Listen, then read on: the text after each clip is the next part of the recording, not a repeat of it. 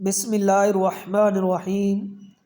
جو انسان تہجد کے لیے نہیں اٹھ سکتا وہ یہ لفظ پڑھ لے، اس کو تہجد کے برابر ثواب ملے گا۔ محترم ناظرین، تہجد کی نماز بڑی برکتوں والی، رحمتوں والی نماز ہے۔ جو بندہ اس نماز کو پڑھتا ہے اللہ تعالیٰ اس کے چہرے پر نور عطا فرما دیتا ہے، اس کی دعائیں قبول فرما لیتا ہے اور اسے اپنے خاص بندوں میں شامل فرما لیتا ہے۔ اگر کوئی انسان کسی وجہ سے تہجد کی نماز نہ پڑھ سکے یا نہ اٹھ سکے یا عادت نہیں یا کوئی اور مسئلہ ہے تو اسے چاہیے کہ وہ زیادہ سے زیادہ یہ ذکر کرے۔ نماز تہجد ایک ایسی عبادت ہے جو رات کے آخری حصے میں پڑھی جاتی ہے، جس کی کم سے کم تعداد 2 رکعت ہے، جس کے پڑھنے کے لیے نبی کریم رؤوف الرحیم صلی اللہ علیہ وآلہ وسلم نے ترغیب دی، اور اللہ تعالیٰ نے تہجد پڑھنے والوں کی تعریف کی اور ان اجر عظیم کا وعدہ فرمایا، اور یہ فرض نمازوں کے بعد سب سے افضل نماز ہے۔ چنانچہ ایسے وقت میں سارے افراد سوئے ہوئے ہوتے ہیں، صرف اللہ کا نیک بندہ ہی اپنے نرم نازک بستر کو چھوڑ کر رضا الہی کی خاطر اٹھتا ہے اور اپنے آپ کو عبادت الہی میں محو رکھتا ہے۔ اس لیے ایسے وقت میں جو بھی دعا کی جاتی ہے قبول ہوتی ہے۔ اللہ تعالی ہمیں تہجد کی نماز پڑھنے کی توفیق عطا فرمائے، آمین۔ نماز تہجد کے فوائد۔ نماز تہجد کی کافی فضیلت ہے۔ نماز تہجد دل کو صاف کرنے اور نفس کی پاکیزگی کا سبب ہے۔ نماز تہجد رات کے آخری حصے میں پڑھنا افضل ہے۔ اللہ تعالیٰ رات کے آخری حصے میں کی گئی دعا قبول فرماتا ہے۔ حضرت جابر بیان کرتے ہیں کہ میں نے رسول اکرم نور مجسم صلی اللہ علیہ وآلہ وسلم کو فرماتے ہوئے سنا، رات میں ایک ایسی گھڑی ہے جس آدمی کو وہ میسر آ جائے وہ اس میں دنیا اور آخرت کی کسی بھلائی کا سوال کر لے تو اللہ تعالیٰ اسے ضرور عطا فرما دیتا ہے، اور یہ گھڑی ہر رات کو ہوتی ہے۔ حضرت محمد مصطفیٰ صلی اللہ علیہ وآلہ وسلم نے اس نماز کی بڑی فضیلت بیان کی۔ آپ ازواج مطہرات کو اور حضرت علی اور حضرت فاطمہ الزہرا کو بھی ان کے گھر جا کر تہجد کے لیے بیدار فرماتے تھے۔ صحابہ کرام بھی اس نماز کو پابندی سے پڑھتے تھے۔ آپ نے مسجد نبوی میں اس کے لیے ایک الگ جگہ مخصوص کر رکھی تھی۔ رمضان شریف میں ایک دفعہ آپ نے صحابہ کرام کو تہجد کی نماز جماعت سے پڑھائی۔ دوسری شب دوسری رات اور زیادہ آدمی جمع ہو گئے، اور تیسری رات اس سے بھی زیادہ لوگ جمع ہو گئے، تو پھر آپ نبی کریم رؤوف الرحیم صلی اللہ علیہ وسلم تشریف نہ لائے کہ کہیں لوگ اس نماز کو بھی فرض نہ سمجھنے لگے، حالانکہ تہجد کی نماز فقط سنت ہے۔ یہ نماز گھر اور مسجد دونوں میں پڑھی جا سکتی ہے۔ رسول اکرم نور مجسم صلی اللہ علیہ وآلہ وسلم نے تہجد کی نماز میں 2 رکعت پڑھی ہیں، 4 بھی پڑھی ہیں اور 8 بھی اور 12 بھی پڑھی ہیں۔ تہجد بہت ہی افضل اور اعلیٰ نماز ہے۔ پنجگانہ نماز کے بعد یہ نماز بہت ہی اعلیٰ ہے۔ یہ ایک حقیقت ہے کہ رات کو آرام کی نیند چھوڑ کر بستروں سے الگ ہونا انسانی طبیعت پر کافی گراں گزرتا ہے، اس لیے اللہ تعالیٰ نے فرض نماز کے بعد رات کی پچھلی گھڑی میں عبادت کرنے کو افضل قرار دیا ہے۔ آئیے قرآن و حدیث کی روشنی میں اس کی فضیلت کو جانتے ہیں۔ تہجد صلاۃ اللیل کی ایک قسم ہے، فرق صرف اتنا ہے کہ اس کے لیے سونا شرط ہے۔ چنانچہ اللہ پاک نے قرآن مجید میں اپنے بندوں کے اوصاف میں ارشاد فرمایا، والذین یبیتون لربہم سجدا وقیاما، اور وہ جو رات کاٹتے ہیں اپنے رب کے لیے سجدے اور قیام میں۔ حضرت سیدنا عبداللہ بن مسعود سے روایت ہے کہ حضور نبی کریم رؤوف الرحیم صلی اللہ علیہ وآلہ وسلم نے ارشاد فرمایا، ہمارا رب 2 شخصوں سے بہت خوش ہوتا ہے، ایک وہ شخص جو اپنے بستر اپنے پیارے اپنے گھر والوں کے درمیان سے کود کر نماز کے لیے کھڑا ہو۔ رب تعالیٰ فرماتا ہے کہ اے میرے فرشتوں، میرے اس بندے کو دیکھو کہ اپنے بستر اپنے پیاروں اپنے گھر والوں کے درمیان سے نماز کے لیے اٹھ کھڑا ہوا، میرے ثواب کی رغبت رکھتے ہوئے اور میرے عذاب کا خوف کرتے ہوئے۔ ایک وہ شخص جو اللہ کی راہ میں جہاد کرے تو اپنے ساتھیوں کے ساتھ بھاگ جائے، پھر غور کرے کہ اس پر بھاگنے میں کیا عذاب ہے اور لوٹنے میں کیا ثواب ہے، تو لوٹ پڑے حتیٰ کہ اس کا خون بہا دیا جائے، تو رب تعالیٰ فرشتوں سے فرماتا ہے کہ میرے بندے کو دیکھو، میرے ثواب میں رغبت اور میرے عذاب سے خوف کرتے ہوئے لوٹ پڑا، حتیٰ کہ اس کا خون بہا دیا گیا۔ تہجد کے متعلق فرمان مصطفیٰ صلی اللہ علیہ وآلہ وسلم کہ حضرت سیدنا ابو مالک اشری سے روایت ہے کہ رحمت والے نبی کریم رؤوف الرحیم صلی اللہ علیہ وآلہ وسلم نے ارشاد فرمایا، بے شک جنت میں کچھ ایسے محلات ہیں جن میں آر پار نظر آتا ہے۔ اللہ پاک نے وہ محلات ان لوگوں کے لیے تیار کیے ہیں جو محتاجوں کو کھانا کھلاتے ہیں، سلام کو عام کرتے ہیں، اور رات کو جب لوگ سو رہے ہوں تو نماز پڑھتے ہیں۔ جو شخص رات میں بیدار ہو اور اپنے اہل عیال کو جگائے، پھر دونوں دو دو رکعت پڑھیں تو کثرت سے یاد کرنے والوں میں لکھ دیے جائیں گے۔ میری امت کے بہترین لوگ حاملین قرآن اور رات کو جاگ کر اللہ پاک کی عبادت کرنے والے ہیں۔ نبی کریم رؤوف الرحیم صلی اللہ علیہ وآلہ وسلم نے ایک مرتبہ صحابہ کرام میں سے کسی کو ارشاد فرمایا، یعنی رات کو زیادہ نہ سویا کرو، کیونکہ رات کو بہت سونے والے بروز قیامت نیکیوں کے سلسلے میں فقیر ہوں گے۔ تہجد اور بزرگان دین کا عمل۔ حضرت سیدنا امام جنید بغدادی رحمۃ اللہ علیہ کو بعد وصال کسی نے خواب میں دیکھا تو پوچھا، اے ابو القاسم، بعد وفات آپ کے ساتھ کیا معاملہ ہوا؟ کچھ ارشاد فرمایا علمی بحث، علمی نکات کی باریکیاں کام نہ آئیں، مگر رات کی انتہائی میں ادا کی جانے والی نماز تہجد نے خوب فائدہ پہنچایا۔ حضرت سیدنا حسن بصری رحمۃ اللہ علیہ سے پوچھا گیا، تہجد گزار لوگوں کے چہرے دیگر لوگوں سے زیادہ خوبصورت کیوں ہوتے ہیں؟ تو آپ نے فرمایا، وہ اللہ پاک کے لیے تنہائی اختیار کرتے ہیں تو اللہ پاک انہیں اپنے نور کا لباس پہنا دیتا ہے۔ امام جلال الدین سیوطی رحمۃ اللہ علیہ نماز تہجد باقاعدگی سے ادا فرمایا کرتے تھے، اگر کبھی رہ جاتی تو اتنے پریشان ہوتے یہاں تک کہ بیمار پڑ جاتے۔ حضرت سیدنا عبداللہ بن مسعود کی بارگاہ میں عرض کی گئی کہ ہم رات کو نماز کے لیے قیام نہیں کر پاتے۔ ارشاد فرمایا، تمہارے گناہوں نے تمہیں اپاہج بنا دیا ہے۔ حضرت سیدنا حسن بصری رحمۃ اللہ علیہ سے عرض کی گئی، ہم سے رات کا قیام نہیں ہو پاتا۔ فرمایا، گناہوں نے تمہارے پاؤں میں بیڑیاں ڈال دی ہیں۔ ناظرین کرام، تہجد کی نماز ایک بہت ہی قیمتی اور افضل نماز ہے، بلکہ فرائض کے بعد اس سے زیادہ بہتر نماز نہیں، اس لیے کہ رات کے اندھیرے میں جب کوئی سو رہے ہوتے ہیں اور غفلت کا ماحول ہوتا ہے اور نفس بھی کسی طرح بستر چھوڑنے پر راضی نہیں ہوتا، تو ایسے میں جب کوئی شخص اپنی نیند اور آرام اور راحت کو چھوڑ کر اللہ کے حضور کھڑا ہوتا ہے تو یہ بندے کی جانب سے بہت بڑی قربانی ہوتی ہے، اور جب قربانی ہو تو رب کی مہربانی بھی بڑی ہوتی ہے۔ اس لیے حدیث طیبہ کے مطابق یہ نماز بندے کے لیے اللہ پاک کے سب سے زیادہ قرب کا باعث بنتی ہے۔ اللہ پاک ہمیں نماز تہجد کی پابندی نصیب فرمائے، آمین۔ فرائض کے بعد سب سے زیادہ فضیلت والی نماز تہجد کی ہے۔ رات کو اٹھ کر اللہ کی بارگاہ میں حاضری دینا یہ ایک ایسا عمل ہے جس کی وجہ سے انسان دنیا میں بڑے بڑے مرتبے حاصل کر لیتا ہے۔ رات کی تنہائی میں بندہ راحت اور آرام کو چھوڑ کر سردی اور گرمی کی شدت برداشت کر کے وضو کر کے جب بندہ اللہ تعالیٰ کی بارگاہ اقدس میں حاضر ہوتا ہے تو وہ اللہ تعالیٰ کا قرب تلاش کرتا ہے، اللہ تعالیٰ کی رحمت جوش میں آتی ہے اور وہ اپنے بندوں کو اپنے قرب و لطف سے مالا مال فرما دیتا ہے۔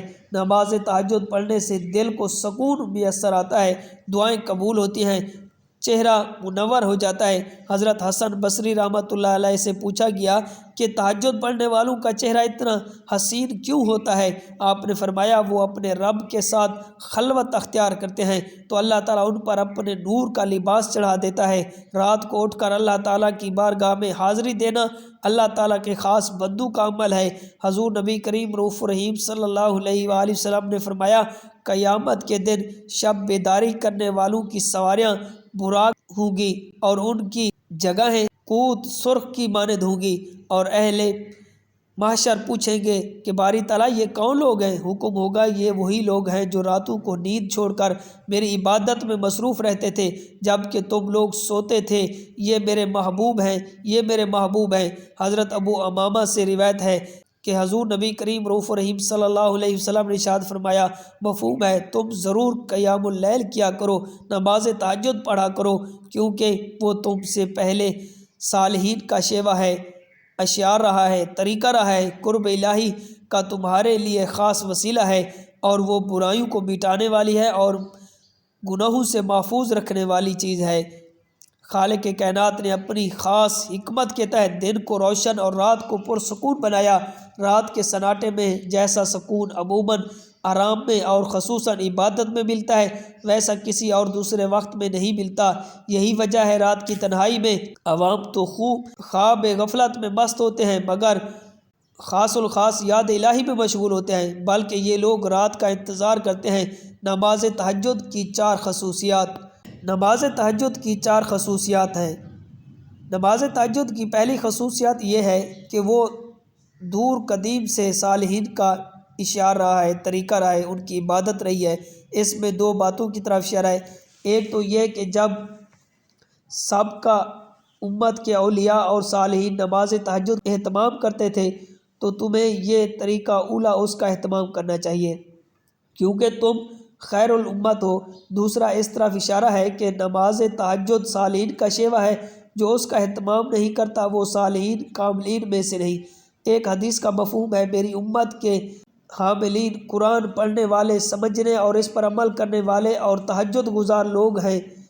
نماز تہجد کی دوسری خصوصیت یہ ہے کہ وہ قرب الہی کا وسیلہ ہے، اس سے رب کریم کی قربت و محبت نصیب ہوتی ہے۔ حدیث کا مفہوم ہے، اللہ تعالیٰ اپنے بندے کے سب سے زیادہ قریب رات کے آخری پہر میں ہوتا ہے، لہٰذا تم بھی اسی وقت اس کے یاد کرنے والوں میں سے ہو سکتے ہو تو ضرور ہو جاؤ۔ تہجد اور ذکر الہی کے ذریعے اس کا قرب بآسانی حاصل ہوتا ہے۔ ظاہر ہے کہ ایک بندے کے لیے اس سے بڑی کوئی سعادت ہرگز نہیں ہو سکتی، کیونکہ ساری شریعت عبادت اور اطاعت سے مقصود معبود حقیقی کی قربت و محبت ہی تو ہے، جو نماز تہجد سے بآسانی حاصل ہوتی ہے۔ ملا علی قاری فرماتے ہیں کہ اس میں اس حدیث قدس کی طرف اشارہ ہے جس میں رب العالمین نے فرمایا، بندہ برابر نوافل کے ذریعے میرا قرب حاصل کرتا رہتا ہے، یہاں تک کہ میں اس سے محبت کرنے لگتا ہوں۔ اور نوافل میں افضل ترین نماز تہجد ہے، جیسا کہ حدیث کا مفہوم ہے، فرض نمازوں کے بعد سب سے افضل تہجد کی نماز ہے، لہٰذا اللہ تعالیٰ کی محبت اور قرب کے حصول کا یہ ایک اہم ترین ذریعہ اور وسیلہ ہے۔ حضرت شیخ الزماں فرماتے ہیں کہ صوفیاء اور عاشقین کے لیے تہجد مثل براق کی ہے، جیسے شب معراج میں حضور براق کے ذریعے آن میں کہاں سے کہاں پہنچے، ایسے ہی صوفیاء بھی تہجد کے ذریعے کہاں سے کہاں پہنچ جاتے ہیں۔ نماز تہجد کی تیسری خصوصیت یہ ہے، کفارہ گناہ کا ذریعہ ہے، کہ ارشاد باری تعالیٰ کا مفہوم ہے کہ نیکیاں برائیوں کو مٹا دیتی ہیں۔ نماز تہجد بہت بڑی نیکی ہے، اس سے حق تعالیٰ گناہوں کو مٹاتے ہیں، جیسے موسم پت جھڑ میں تیز و تند ہوا درخت سے سوکھے پتوں کو گرا دیتی ہے، اسی طرح نماز تہجد گناہوں کو مٹا دیتی ہے۔ اس کی چوتھی خصوصیت یہ ہے کہ وہ گناہوں سے بچاتی ہے اور ترک معاصی سے تہجد کی توفیق نصیب ہوتی ہے، اور تہجد سے گناہوں سے بچنے کی توفیق ملتی ہے۔ حدیث میں ہے کہ حضور سے کس کے متعلق یہ شکایت کی گئی کہ فلاں آدمی رات کو تہجد تو پڑھتا ہے مگر دن میں چوری کرتا ہے۔ حضور نبی کریم رؤوف الرحیم صلی اللہ علیہ وآلہ وسلم نے فرمایا، ان قریب اس کو تہجد کی نماز برائی سے روک دے گی، کیونکہ نماز کی ہی خصوصیت ہے کہ اگر اسے صحیح طریقے پر قائم کیا جائے وہ نماز کو برائی سے روکتی ہے۔ الغرض نماز اور تہجد سے گناہوں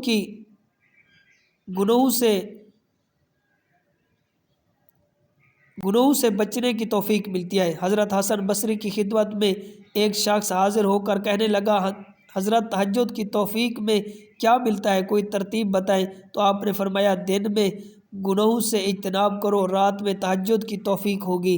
معلوم ہوا کہ ترک معاصی، گناہوں کو چھوڑنا اور توفیق تہجد لازم و ملزوم ہے۔ اللہ تعالی ہمارے تمام گناہوں کو معاف فرمائے، آمین۔